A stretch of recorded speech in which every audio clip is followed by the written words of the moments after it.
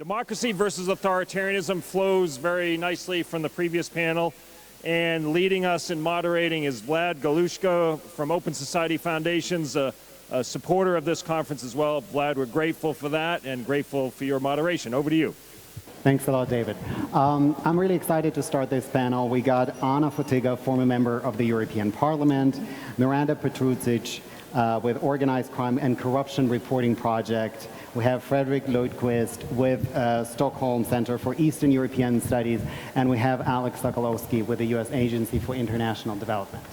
So I want to kick our discussion off by asking this question to Anna. I think since the start of Russia's full-scale invasion to Ukraine, we've just been stunned really by an enormous level of alignment, both formal and informal, among authoritarian powers. So how do you assess this alignment between different autocracies, and how do you think democracies are responding to it, including the European Union? Well, first statement is positive. Consolidation of autocracies in view of full-scale Russian invasion, war of aggression on Ukraine, waged since February 24th, 2022. It's a positive sign, meaning that they have to react also to what we, the collective West, do in terms of supporting Ukraine. But that is the end of a positive message towards this, although it is unprecedented solidarity that we are able to show within collective West is far from enough to really defeat the aggressor. And from my point of view, any solution other than major fundamental defeat of Russia in aggression of Ukraine means lack of credibility of the collective West as well, because our force, whatever we discuss here during variety of panels, is prevailing. And here I have to go back slightly. After the Cold War, many of Western leaders used to think that autocracies are actually vicious criminal regimes like Kremlin, where it was possible to modernize them by engagement. And it was actually either lack of knowledge or naivety in this kind of assessment. Same actually applies nowadays to PRC, to China as well. Sometimes I think that similar mistakes that were taken in terms of our approach towards Russia have been repeated in dealing with China. By the way, China is not the lover of stability only. Remember, and nobody mentioned here, the civil-military fusion going on there. So be aware about this. Also concepts of the West, earlier concepts of eventuality of strategic sequencing, so we can engage with Russia and try to pacify it, usually over the heads of countries and nations of my region, Central and Eastern Europe, Southern Caucasus as well, or predominantly Southern Caucasus. Georgia is a study case here in this respect, with so many mistakes made, and we still need consistency in our approach. Although I think that, as many of you here, that it is turning point for Georgian society, but it is not about talking. It is about action. And the major action is the voting card in your hands. I'm not academia person. I survived during opposing communist rule in Poland. My earliest engagement was Polish Solidarność, Foreign Affairs Department of this, under communist rule, not after changes. And I would encourage Georgians, young Georgians, to try to remain in the country, because I'm absolutely sure that our help, our assistance is needed. But everything that is meaningful has to come from here, from inside. Of course, we have to assist. And time is extremely difficult because of things mentioned by Georgi Kandelaki, many issues. The necessity to de-Stalinize the country, mistakes in financing and misuse of our funds. By the way, not only here. For example, we continue within the EU to finance heavily variety of projects in Cuba linked to the Raúl Castro regime, millions of euros. We have to return to real consistency, and when we build resilience within the collective West, we have to know that there are variety of ideas within the collective West that also have temptation to use these muddy waters to gain prevailing position. We have to return to solidarity ideas, and that is important. Action, action, action. And if anything happens, not harsh diplomatic notes. I've seen them so many times. We have tools on our disposal. Sorry. Thanks a lot. Maybe staying on one of the points that you raised about engaging with autocracies. I was listening the other weekend to an excellent podcast where Victoria Nuland spoke with Mikhail Ziger. And she said, you know, in the early thousands, there was a theory that, you know, we just engage with Russia and let whatever happens inside the box stay inside that box. Now, I'm wondering if there is, and that's my question to Fredrik, if there is a connection between internal repression, internal huge and gross human rights violation, and then external aggression. Thank you. No, indeed there is. I mean, the short answer to your question is, of course, there is. And I mean, democracy, and I include, when I speak about democracy, I also include sort of human rights and rule of law. This is a package that comes together. Are of course important in themselves and for the individuals and for the citizens, but they're also very important in terms of international security and international relations. And as you said, that there is a direct link between internal repression and external aggression. And this is, Ambassador Beer and I, we worked at this very much when we were ambassador at the OSCE, and we were actually even labeled, as Dan reminded me, of the Taliban's of human rights, and I wear that as a badge of honor. But that's what in OSCE terms is called the comprehensive concept of security, and I think that is a very important one. And coming to Russia, I mean, the Russian regime, Kremlin, obviously sees democracy as an existential threat, not only inside of Russia, and that's hence we have all the repression in Russia, and we have long talked about Russia as an increasingly authoritarian country, but you can only be increasingly for so long. So I think we're looking basically at the neo-totalitarian system right now. But they also see democracy in itself and democracy in other countries as an existential threat.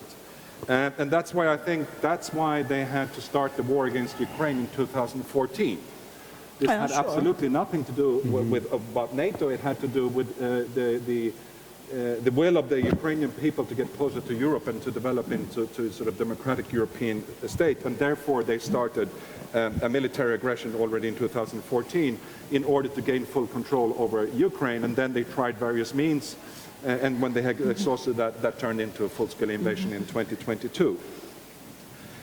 So Russia, it's a double problem because authoritarian states or dictatorships or totalitarian states are inherently unsecure for other countries, because authoritarian states are much more likely to make these kind of decisions, for external aggression. But it's also a direct attack on the principle of democracy and the rules-based order and the European security order. So it's a double threat. And I think we're mistaken if we believe that Russia's military aggression against Ukraine, the war in itself, is as bad as it is. It's the main problem. That's the only problem. No, it's only a symptom of the problem. It's a manifestation of that problem. So we shouldn't be fooled to believe that if only we have, some kind of ceasefire or stop or some kind of Minsk-free agreement, the problem will go away. No. I mean, the Russian attack is much, much wider than only against Ukraine. It's an attack on our democracies, and we see, as in the previous panels and other panels, how they also use various kinds of hybrid threats, hybrid means to undermine our democracies. So we have to remember that this is a systemic threat which goes much, much further beyond Ukraine. And of course, in Georgia, I mean, Russia has very long and partially successfully tried to undermine, democracy in Georgia, and that's why the upcoming elections are so important. And in that sense, that's my final point. That's why also it's so important to hold Russia accountable for its human rights violation and violations of democracy inside of Russia. And the OSCE is one place where you can do that. But also all the terrible human rights violations that they have, committed in Ukraine and elsewhere. Because only through this accountability we can sort of uphold these underlying principles. And the last, warning, because when we tend to get to military war and military conflicts, we tend to focus very much on that logic, and that's where all the sort of the realists of this world, sort of in the academic sense, come out. And the realists tend to sort of disregard the importance of the nature of the political system and political regime. These are the Mersheimers and Sam Sharaps and all the people who write in foreign affairs all the time. But I think, and that is fatal flaw and misunderstanding if we disregard, democracy and upholding democracy also in terms to safeguard, security between states, international security, and the international rules-based order. Thanks, Fredrik. To build on your point about hybrid threats, I think someone said secrecy and democracy are always at odds with each other, right? And kleptocracy is one of the major tools that authoritarian regimes have used both to thrive and to undermine democracies. Miranda, your organization has done so much work highlighting these kleptocratic connections, including in this country. And I think it would be extremely interesting for our audience to know about that. Thank you for having me here.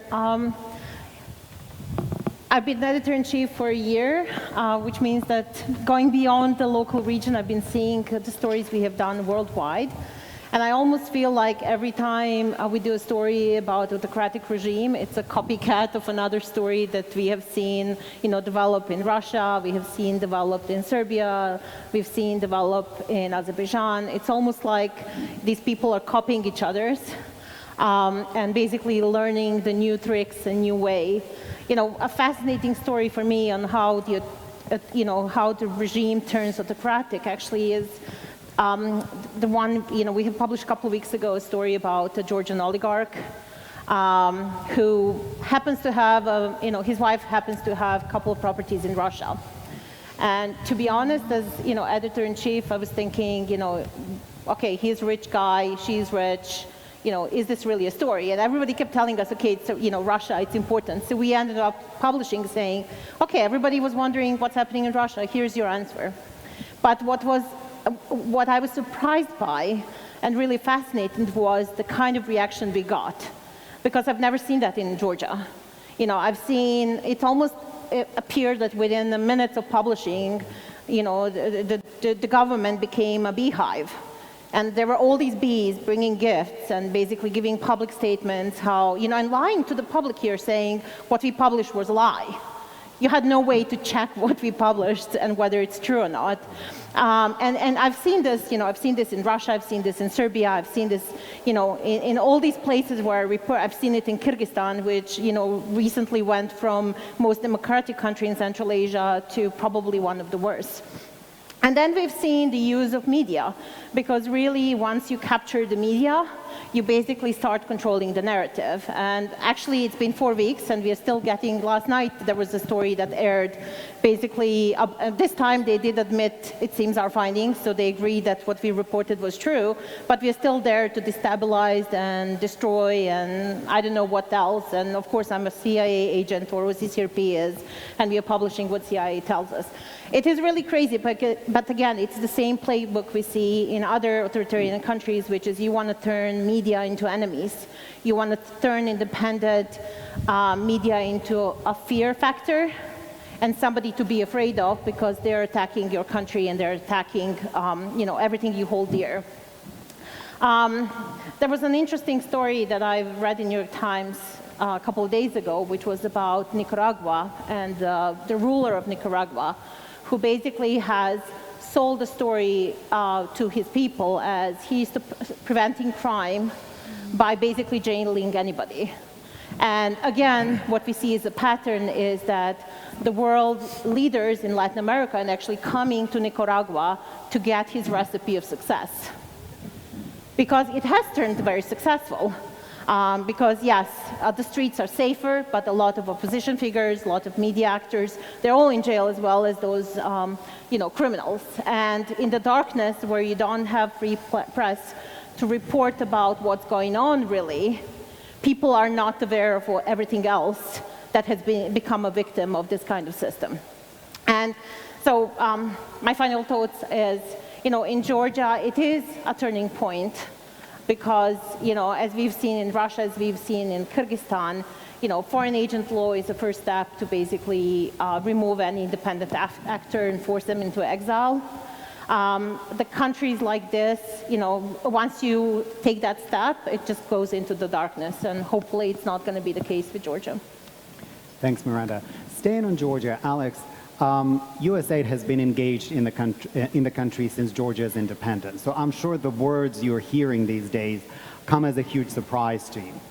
So when you think about it, what steps should Georgia be taking to start moving in a more positive direction, and how does US aid fit into this picture?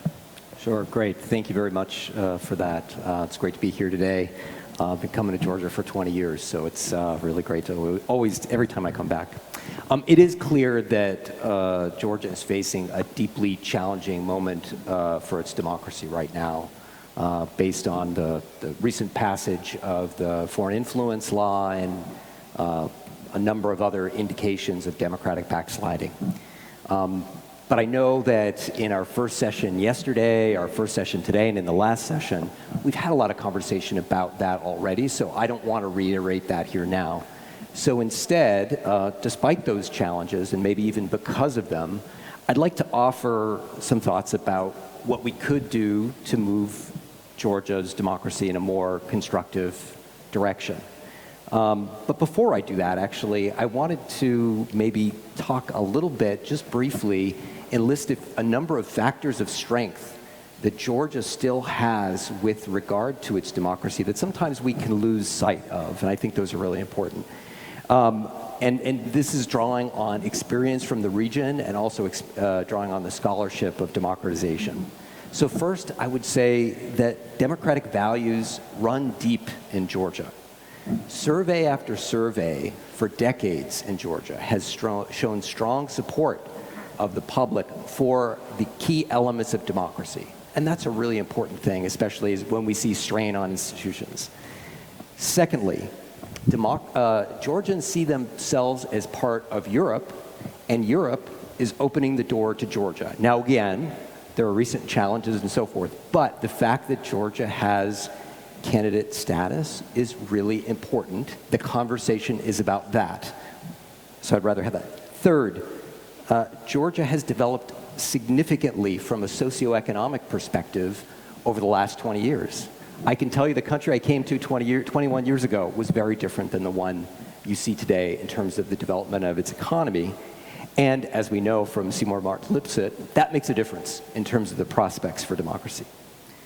Fourth, Georgia now has substantial experience in building democratic institutions and processes over that 2-decade period. And that makes a difference, right?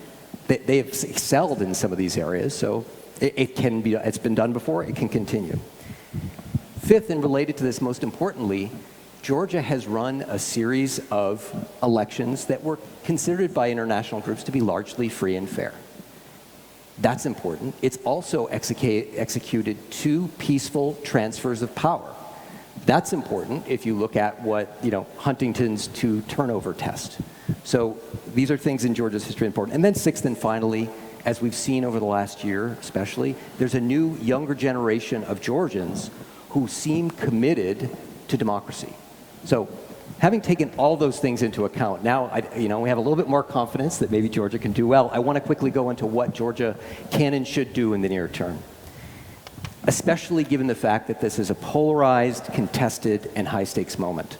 And I'll also note what USAID is doing to support those things. So first and most important is a well-run, peaceful, transparent, free, and fair election. More so than usual, a credible electoral process will be crucial not only for keeping EU hopes and aspirations alive, but for democracy more broadly. And USAID is supporting robust domestic and international oversight of the elections through long and short-term monitoring missions. USAID is also providing technical assistance to the Central Election Commission, both to help train poll workers, as we often do, but to train them on the new electronic voting system that they're rolling out for these elections. Second, I think we need to see a high level of civic participation in these elections. High voter turnout is also really important for instilling public confidence in the process. And USAID is supporting broad-based efforts to get out the vote and voter education initiatives. Third, and this is a bit prospectively, a new parliament and new mandates from voters may create the possibility for a new dialogue between the government and civil society. Now, I recognize that a real good faith effort towards that dialogue may seem remote and may not turn out to be feasible, but I would argue that a credible election process makes that more likely, and that ultimately we have to come to that dialogue at some point. And USAID would be glad to support, as it has in the past over many years, those kinds of dialogues between state and society. So finally, I'll just end with the fact that Georgia can still regain its footing on the path towards consolidated democracy and towards Europe. It has made so much progress in this area, and this is still within reach. That can happen one step at a time, and that first key step is going to be these elections in late October. So I'll end there. Thanks. Thanks, Al. Before we move a little bit away from Georgia, let's also zoom on the region, because we have another country right next to it, Armenia, where a geopolitical pivot is happening. And that pivot is not happening in geographic vacuum. And that is important, I think, to keep in mind. So how do you see the repercussion of the Georgian election beyond Georgia and on the region in general? If I could start, and I've made this comment, so Georgia is so important for the Caucasus beyond Georgia itself. As many of you know, Armenia, that you mentioned, is a landlocked country. And it is going to rely on Georgia for things like access to the middle corridor, trade, building its energy security, and all these different things. But it's also, I think, psychological. There have been a lot of calls for some other powers to engage in this 3+3, which I think we in the United States and Europe should not welcome and do not welcome. And Georgia in the past has been the one always saying, no, we will not do that. If Georgia says yes, then Armenia looks very isolated and very challenged. So yes, Georgia is not important only for its own sake, but it is, it's an overused term, but it really is a linchpin state in the Caucasus from my perspective. Anna, over to you. Yeah. I used to observe almost all elections in contemporary Georgia, surely every election since 2011. And I must say that regardless to reports, when you go deep and you know well society and circumstances, you have your very crucial concerns. First, about pre-election time and equal possibilities for all actors, or political actors, parties, to act and to present their views to voters. Secondly, it is to a large extent still although very much changing, but still having some kind of clan organization as well. So ways of exerting influence are sometimes not readable to external observers. So that is difficult. But yes, the civil society here is vibrant. They have tools to observe elections properly. That is why also for us it is so important to have links with them and to support them. When you ask about Armenia, I think that it was civil society actually, extremely vibrant civil society that was able to carry Armenia farther and to this point, despite extremely inconvenient, I would say, circumstances with Russian bases, with a lot of Russian influence there.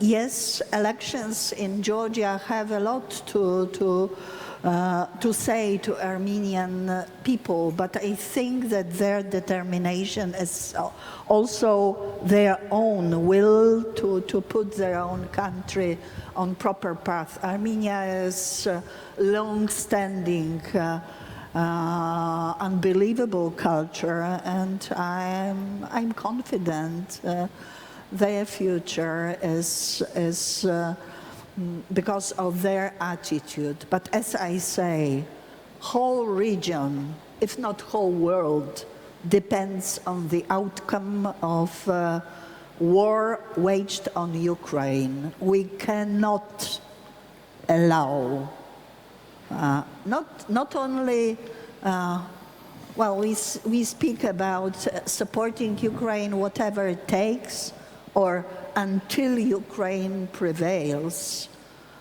Imagine Hitler being defeated, just being pushed out of Poland or Lithuania without major fundamental defeat. This kind of regime would not stop. Thanks, Anna. Maybe I'll go back to Fredrik since we're on the Russia subject. Your recent paper said we need to contain, constrain, and counter the imminent Russian danger.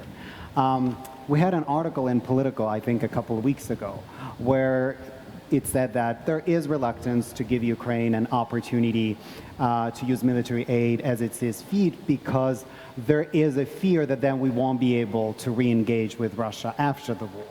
And, you know, some of that statement was walked back, but Ukrainians and a lot of Eastern Europeans were still left with a sense of confusion, you know, whether there is a strategy or we're still muddling through and looking for the next best option. So how would you look at that? Well, yeah, no, I think this is a crucial question, and I think the big problem we have now is the sort of a lack of a clear vision what the West really wants to achieve in Ukraine. and also a long-term strategy towards Russia, because the Russia problem is much wider than Ukraine, and it won't go away. I mean, a necessary but far from sufficient precondition, anything changing for the better with Russia is, of course, a change of the political system and the political regime. And I think we're still in the West we have not really understood the full implication. We haven't done really the mental Zeitenwende and understood fully what's at stake and what the sort of opportunity cost and what the alternative is. And I think there are people in Washington and in Berlin and others that either they hope or they think that the Russia problem can be contained somehow to Ukraine. We can manage it, and it wouldn't spread further, either militarily or otherwise. In my point, what I'm trying to make is that that's based on a false assumption. You can't give up Ukraine and think that we will have a sort of stable equilibrium of some kind.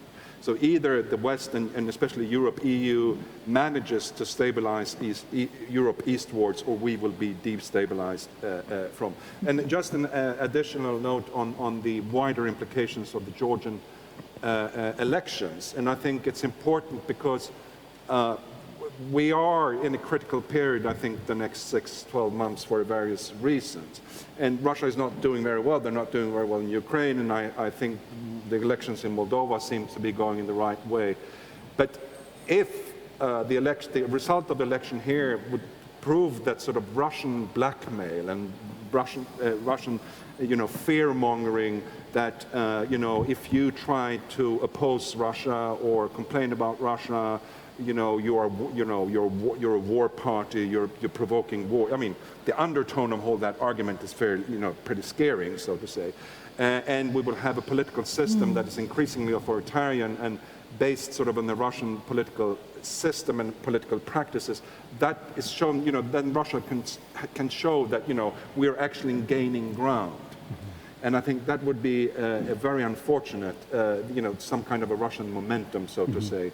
And that will only sort of feed the arguments that we have in the West, that this what I would call the defeatist or the fatalistic school. Russia can't be defeated, Ukraine can't win the war, or shouldn't even win the war because it's too dangerous, because Russia would be too provoked and so forth. So therefore, I think this confrontation line we have with Russia has many fronts. The most important one is, of course, in Ukraine, but it also goes through Georgia here. Thanks, Fredrik. I think in addressing authoritarian threats, there is an external front and there is a home front. And I want to turn to Miranda on that question.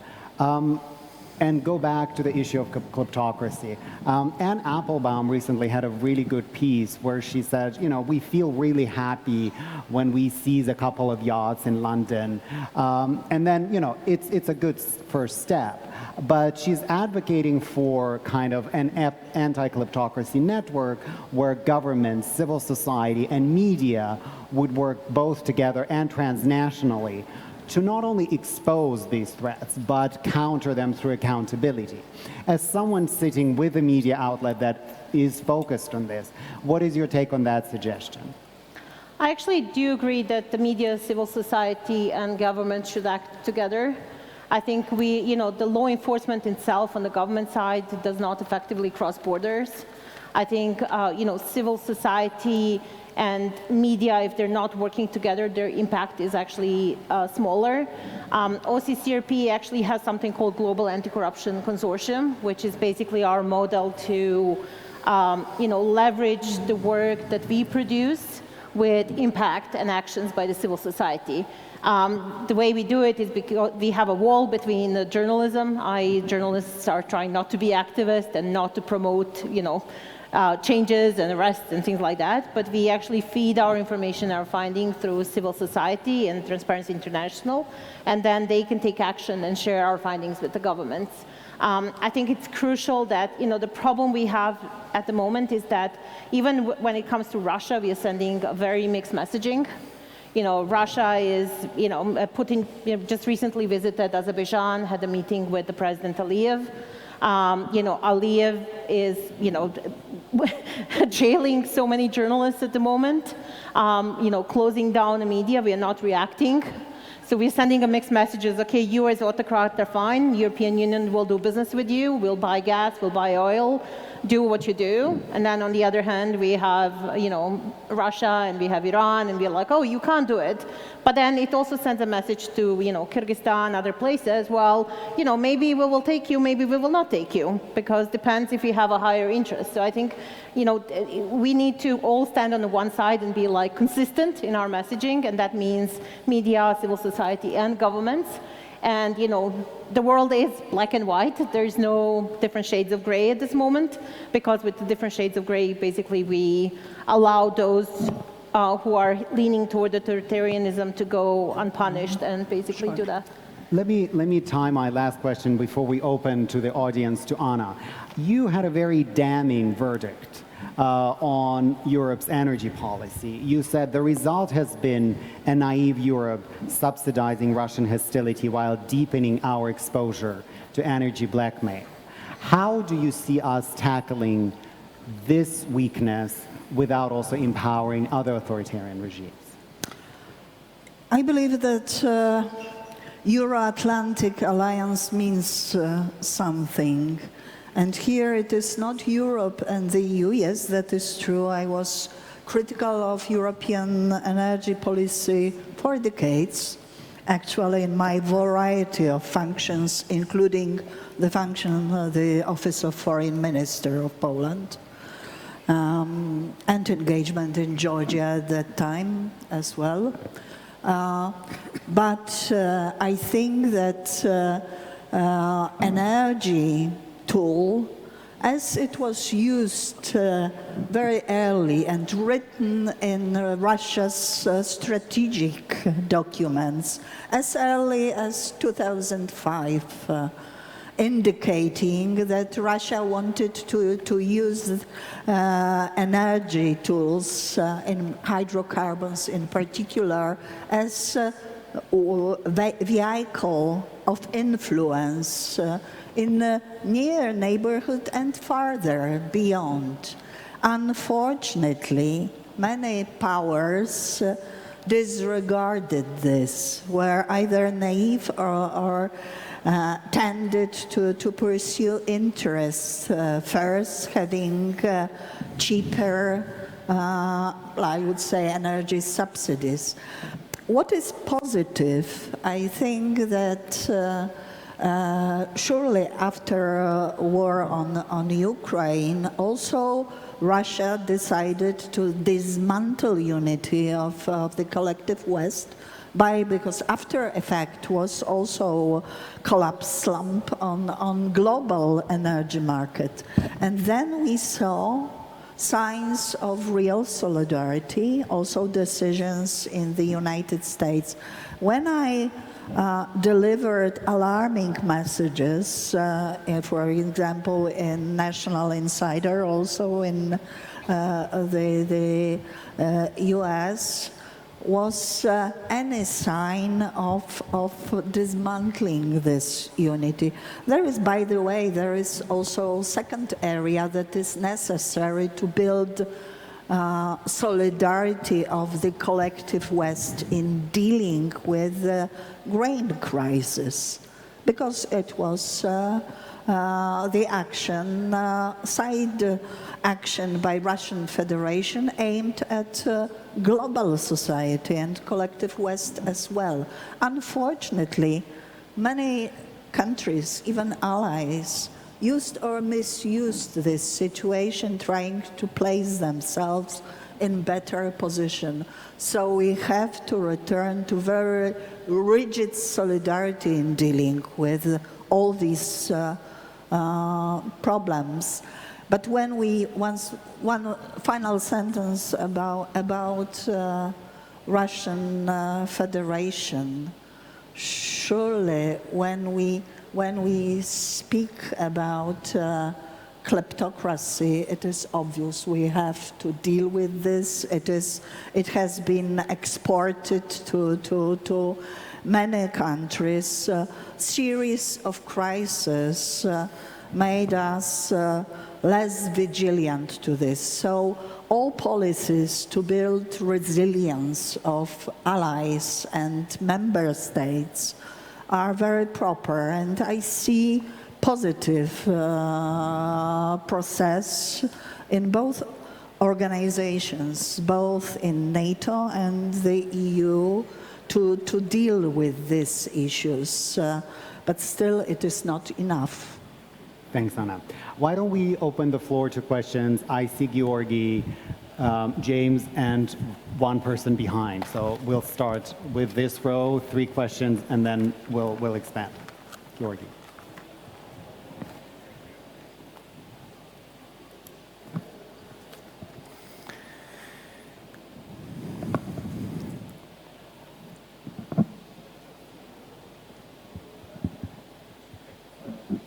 I think our microphone died because of the heat.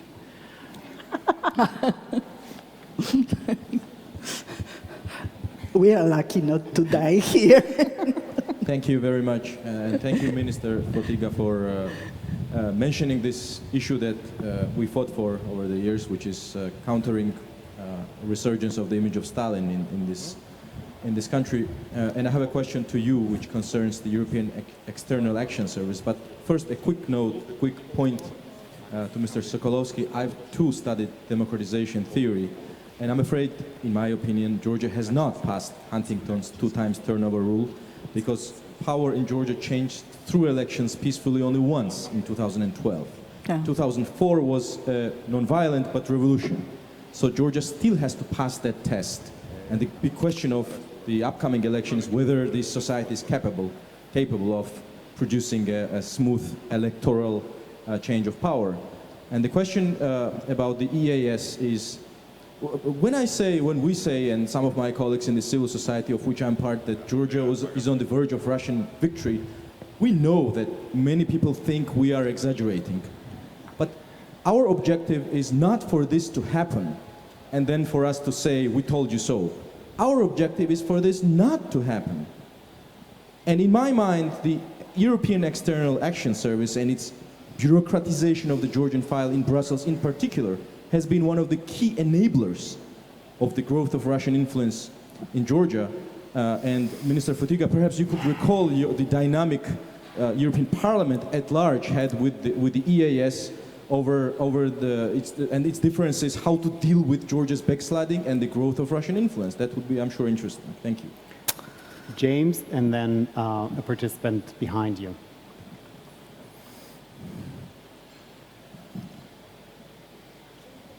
Thanks, Vlad.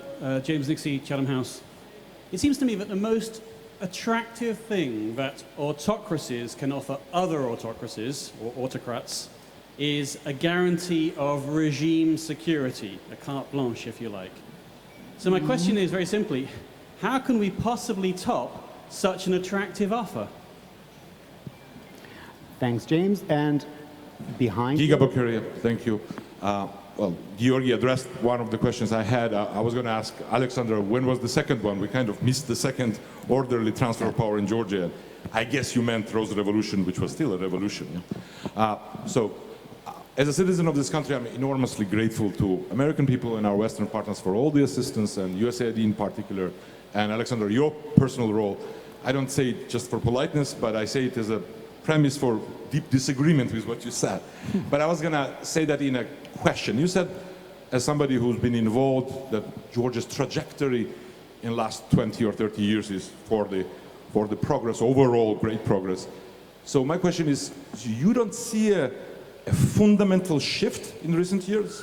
So a shift towards a situation when we now have a government who blames US and West for wanting to start a war in Georgia and that wants to destroy our identity. So isn't that a fundamental shift? And second and last is, you said there is still a resource to restore normality after elections. And I kind of, maybe I misunderstood, you implied with current status quo, you see a resource of improvement without major political change? Thank you. Thanks. I see questions for Anna, Alex, and I feel there's something on regime security for you, Fredrik. So why don't we start Anna, Alex, and then Fredrik? Very short on impunity or dictators or authoritarian regimes. Usually when we speak about these countries, unfortunately, it's not only regime or dictator. When we look on Russia, it is much deeper, and wouldn't like to elaborate on earlier statements of Mr. Whitmore or others. We here in the region, we are well known, we are well aware about Russia's imperial, neo-imperial, and colonial, whatever state order. Whatever, be it Tsarist Russia, Crimean Tatars were in the same situation under Tsars in Soviet Union and now. So no difference to this. Ethnic cleansing and genocide, simply. But it's not only offered by others, but also certain climate inside.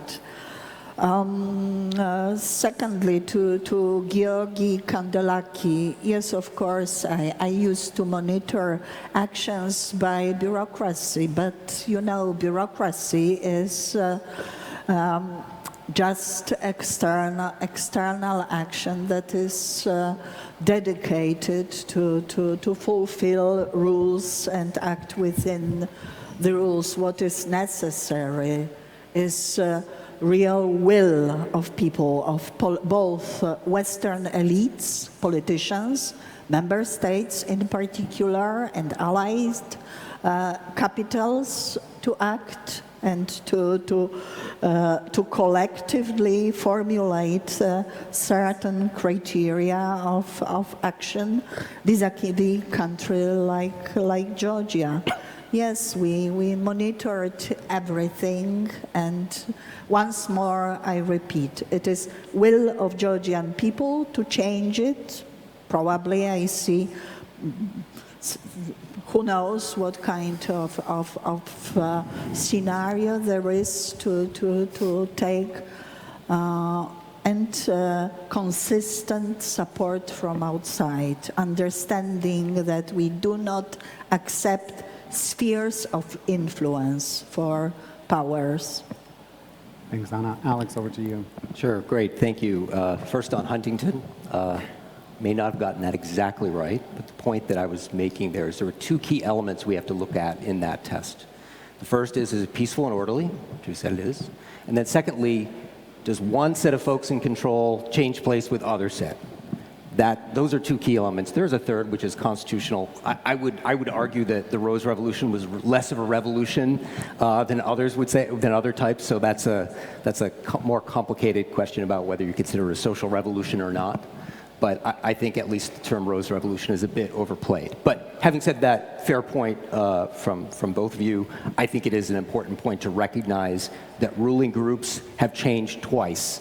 Shevardnadze to UNM to Georgian Dream, and that is significant. Second point, has there been backsliding? Has there been a negative shift in recent years? Of course. We've talked about that. Many have talked about that. My broader point is that not all that has been built has been lost, and there is a lot with which you can work. You know, the fact that we have this meeting, as others have said, or that civic organizations are still planning on observing these elections, we'll have to see how that goes, is important. And we should take advantage of every opportunity we have to strengthen those democratic institutions and processes. In terms of status quo, obviously we're not looking for a status quo. As many of you may know, USAID, as part of the US government, has put a pause on a certain amount of its assistance, totaling about $95 million that goes to the government of Georgia. And that's an indication that we want to see certain changes, particularly with regard to the way that it deals with civil society and some of the statements that it's made about the United States and the EU. So we are looking for a change. And one of the risks when you focus on the positive is that folks may not think that you're not acknowledging the negative and the challenges. I wanted to start off by saying I acknowledge those challenges, but it is also important for us to have a positive agenda on what we're trying to achieve. So I'll end there. Thanks. Thanks, Alex. Fredrik, over to you. Yes, I mean, to James' question, what can we offer, in terms of regime security to authoritarian regimes? And my short answer is, I hope nothing, because we shouldn't be in that business. But it opens up a sort of wider question that I think we need to show, both in theory and practice from Western liberal democracies, that the key for stability and security is to have legitimately democratically elected governments that change and with respect for human rights and rule of law. And we need to counter this argument, because dictatorships are also based on, we offer stability and we offer security. And I think, empirical evidence, they are stable until they're not stable anymore. And that leads me to my last point on that, is that what I think this rise of authoritarianism has been coupled with a sort of increasing lack in self-confidence in our own values, in our own societies, in Western liberal democracies. And I think this is a serious problem, and we need to talk, not only talk the talk, we need to walk the walk, and also have more self-confidence in our own systems and values, and not trying to deconstruct them from the inside. And I think in relationship to dictatorships, we need to be, we need to have less of a sort of realist approach, less transactional, less defeatist approach, and actually believe in our own values and have a sort of value-based foreign policy. And that includes holding dictators and violators of international law, holding them accountable, that there will be a day of reckoning coming at some point. Let me go to Miranda, and then we're going to have a super quick round of questions. I wanted to bring up, as a journalist, we often see children of kleptocrats. We see people in the inner circle of bad government going to the West and using everything that the West provides you as a privilege. Great education, access to medical care. I mean, just name the number of dictators who went to get treatment in Switzerland. If you think about, travels, where do they travel? Where do they do their shopping? It's always the same places. And, to effectively deter them, maybe we should cut off some of the access to them. Because they don't want to be in the countries they're creating. They want to go abroad.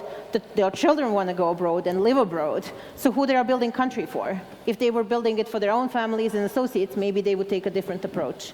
Thanks, Miranda. We got a question from Dan and from Bobo. First, for Anna Fotyga, let the record show that Poland was right about Russia, including Russian energy, when many others were wrong. So that's one. And for Alex Sokolowski, look, I get where you're coming from. I've been there. But this is government. Georgian Dream Party is running in the elections on an explicit platform to outlaw the opposition. That's like not good. And the Russia law, the law on foreign agents is coming into effect this week. So I get your point. I might even say, in your place, I might even say the same, but please say the same. But please tell me you've got plan B if things go south. Let's not be surprised. Thank you. Bobo, over to you. Yes, I want to follow up Fredrik's point about holding authoritarian leaders to account. It's easy when we're talking about Putin or Xi Jinping, but what happens when the authoritarian regimes are, as it were, on our side? So I'm thinking Narendra Modi, Benjamin Netanyahu, Orban in Hungary, Erdogan in Turkey, and so on and so forth. Or MBS in Saudi Arabia is a classic example. What are you going to do about holding those leaders to account, the friendlies, in other words? Why don't we have the last question from Gia, and then let the panel pick and choose what they want to address. Okay, my question is the following. Mr. Ivanishvili, who is our kind of informal monarch, he said on one of the last meetings with the electorate that, of course, we will win. It's just a question of whether constitutional majority or not, and everything will be fine because he meant everything will be fine in relations with the West. So all of these problems with the West are just temporary, and it will improve after we win because they need us no less than we need them. So that were his exact words. So I frankly am a little bit, biased and want opposition to win these elections and even hope it will happen. But if we take this quite dystopian scenario of GD staying in power, destroying civil society, destroying opposition, so will still the United States and Europe need Georgia and develop some kind of good relations based on pragmatic, how you would foresee this scenario? All right, well, let's go to the panel. Maybe we'll start this way, and any responses and then any concluding remarks. Anna. Maybe one additional, I'll respond to one thing as well, but one additional remark.